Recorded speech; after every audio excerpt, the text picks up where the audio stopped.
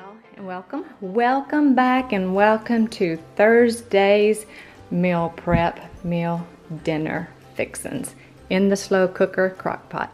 I'm going to go ahead and start with the marinara sauce here. I'm making the marinara sauce. We did buy a jar, but that was not going to be enough, so I am making the marinara sauce that came out of the cookbook, the Everything Healthy Cookbook that I've been using all week. We'll just start with the ingredients here for the marinara sauce and get it started and completed, and then move on to the chicken. 1 tablespoon of olive oil, 1 large onion diced, 2 cloves of garlic minced, 1 tablespoon of minced fresh basil, 1 tablespoon of minced fresh Italian parsley, and 1 stalk of celery diced.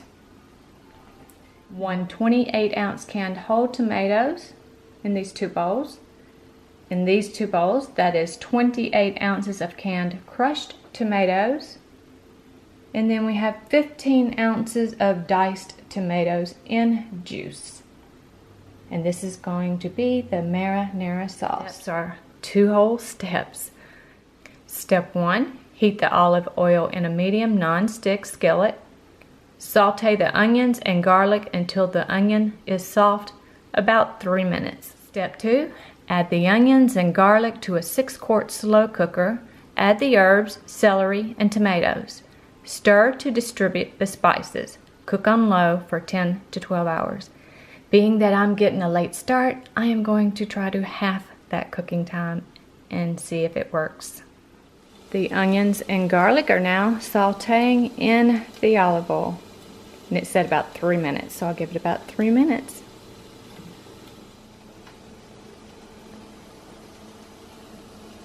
So I'm cheating just a bit. And these recipes, we all know we don't have to go step by step, that we can put our own personality twist or taste into them. Like Ken and I are not salt restricted. Matter of fact, I'm told that I am supposed to consume salt because my body doesn't hold it for the amount of time that it's supposed to. It just kind of goes right through me.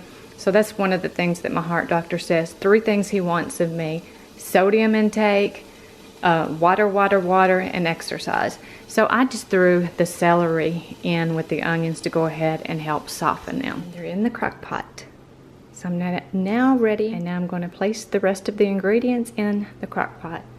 So what I was saying, there's no right or wrong. Ken and I are not salt restricted, so I will probably be adding seasoning to this batch as well. So you make it yours. Just went ahead and added the celery, and I thought about it just as it was getting ready to the timer to go off for the 3 minutes, and I thought I might need to go ahead and soften those celery pieces, so being that I'm cutting the cooking time in half. Now to add the 3 different types of tomatoes, or the 3 different kinds of tomatoes: the crushed, the chopped, and the whole. Now to put the lid on it and let it do its magic. I went ahead and added the seasons that I would add to my homemade pasta sauce, spaghetti sauce.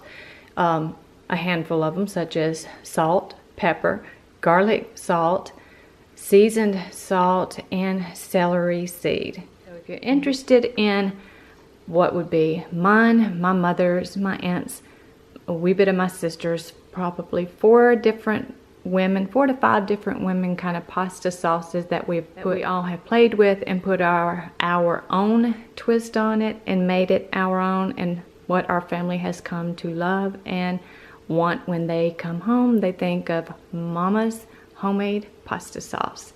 If you're interested in me sharing that with you, let me know. Marinara sauce is actually listed under the vegan. So if you are vegan, or you don't eat meats and vegan, or if you're just vegetarian but not vegan, this might be something that you would be interested in trying. Because it says the classic sauce is delicious over spaghetti or in lasagna with spinach. Now for the chicken ragu, I just prepare the chicken as it is listed here, and then I put that chicken into that sauce. But I'm thinking I might just go ahead and make the chicken in a second crock pot, just cook it up, and then we can maybe add some sauce over the chicken if that's what we want to do. Or I can just eat the chicken, but I'm going to cut it up. Or I may just go ahead and cook those whole. I think that's what I'm going to do. The recipe calls to put the chicken in the marinara sauce, but I think I'm just going to go ahead and cook the chicken in the crock pot with some seasonings. And then tonight for dinner, supper, we can just put the amount of sauce that we want over the chicken. I think that's how I'm going to do it, being that I am starting so late in the day and I'm bumping this up to cooking on high in place of cooking low and slow. And I know that's to get the seasons and the seasoning kind of married into the sauce. But that's what I'm going to do. I'm going to make the chicken in the crock pot with the seasonings that it calls for and maybe more. And then we will just put the marinara sauce over the chicken on our plate or in our bowl, whatever we're dishing it up in. So again, you can put your own little spin, twist, turns, U-turns, whatever you want. Just no roadblocks. You make it yours, and you make it something. You make it the way you and your family enjoys meals, and the way it will be good for you all. So we're just kind of learning here together. And this is some of the seasonings that this calls for.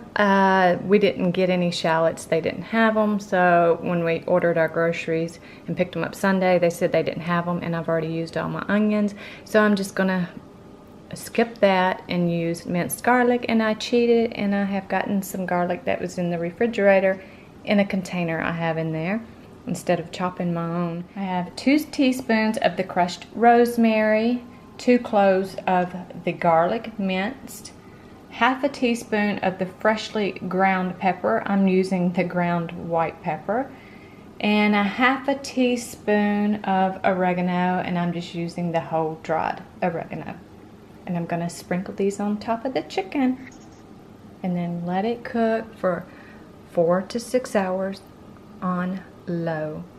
I went ahead and bumped it up to high since I'm here, and you know, I can keep an eye on if it seems to be cooking too fast, and maybe once it gets warm in there I'll turn it back down so it doesn't get tough. But there is the chicken.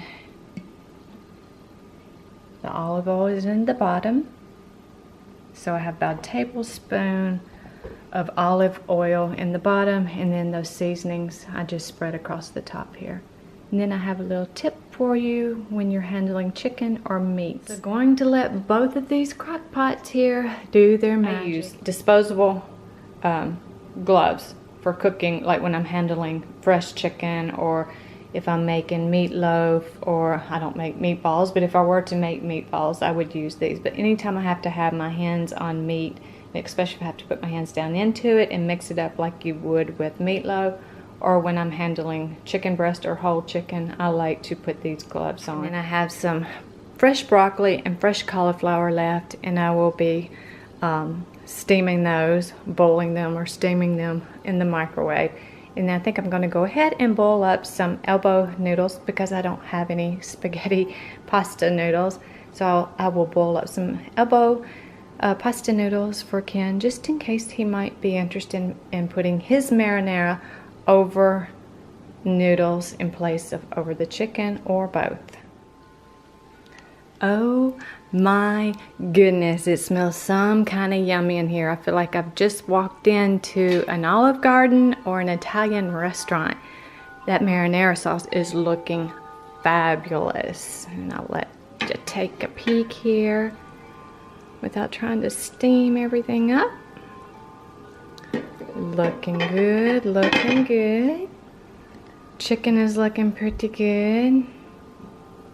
We peek in there. Yeah, that's the chicken. Don't want to let too much of that steam out, being that I'm having to do a fast cook on it. That's a peek at what the marinara sauce looks like and what the chicken looks like at 2:30.